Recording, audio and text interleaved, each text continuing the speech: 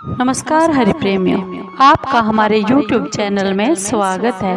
हरि प्रेमियों, कैसे हैं आप? उम्मीद है आप सब अच्छे होंगे। आइए आज का प्रसंग शुरू करते हैं। आज का प्रसंग है बिल्व वृक्ष का क्या महत्व है, यानी बेल पत्र और बेल के पेड़ का क्या महात्म्य है। इससे पहले अगर आप हमारे चैनल पर नए हैं तो प्लीज़ चैनल को सब्सक्राइब जरूर कर लीजिए और बेल आइकॉन को जरूर दबा लीजिए ताकि आप तक हमारे सारे नोटिफिकेशन पहुंचते रहे। प्रेमियों, आपका एक भी सब्सक्राइब हमारे लिए बेहद मायने रखता है।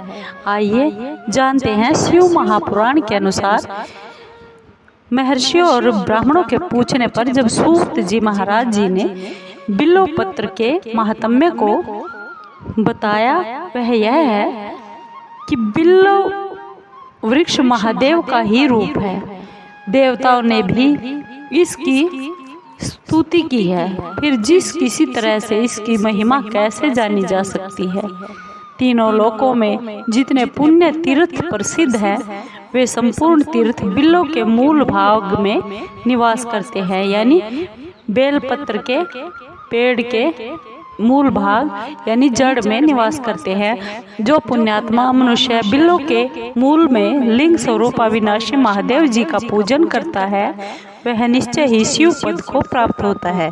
जो भक्त बिल्व की जड़ के पास जल से अपने मस्तक को सींचता है, वह संपूर्ण तीर्थों में स्नान का फल पा लेता है और वही इस धरती पर पावन माना जाता है। इस बिल्व की जड़ के परम उत्तम थाले को जल से भरा हुआ देखकर महादेव जी पूर्णतया संतुष्ट होते हैं।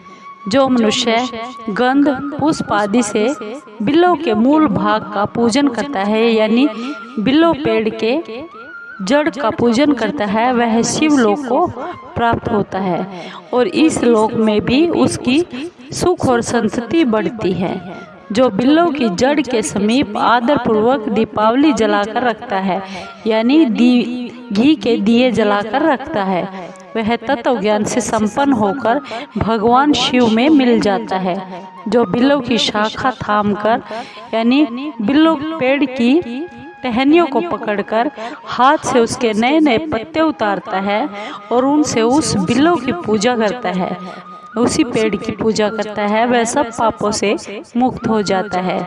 जो बिल्व की जड़ के समीप भगवान शिव में अनुराग रखने वाले एक भक्त को भी भक्ति पूर्वक भोजन कराता है, उसे कोटि गुना पुण्य प्राप्त हो जाता है। अर्थ है, जो कोई भी शिव भक्त को, जो शिव का अन्य भक्त है, उसको भक्ति पूर्वक भोजन कराता है बिल्व के पास, उसे कोटि गुना पुण्य की प्राप्ति होती है। जो बिल्व की जड़ के पास शिव भक्त को खीर और घी से युक्त अन्न देता है, वह कभी भी दरिद्र नहीं होता, यानी गरीब नहीं होता।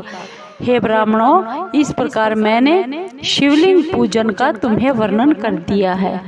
यह प्रवृत्ति मार्ग और निवृत्ति मार्गी पूजकों के भेद से दो प्रकार का होता है।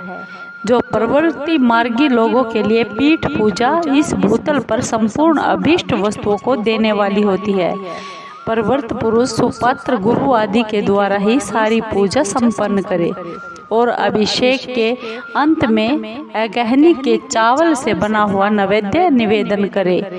पूजा के अंत में शिवलिंग को शुद्ध संपुट में विराजमान करके घर के भीतर कहीं अलग रख दे। और निवृत्ति मार्गी उपासकों के लिए हाथ पर ही शिव पूजन का विधान है। उन्हें भिक्षा आदि से प्राप्त हुए अपने भोजन को ही नैवेद्य रूप में निवेदित कर देना चाहिए।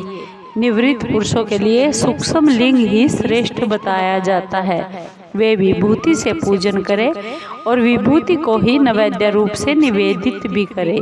पूजा करके उस लिंग को सदा अपने मस्तक पर धारण करें। हरि प्रेमियों, आपको ये बिल्व की महात्म्य कैसा लगा? ये हमारे शिव महापुराण से लिया गया है। अगर आपको अच्छा लगा हो तो प्लीज़ चैनल को सब्सक्राइब कीजिए, लाइक कीजिए, शेयर कीजिए और कमेंट जरूर कीजिए। हरि प्रेमियों, धन्यवाद। ओम नमः शिवाय।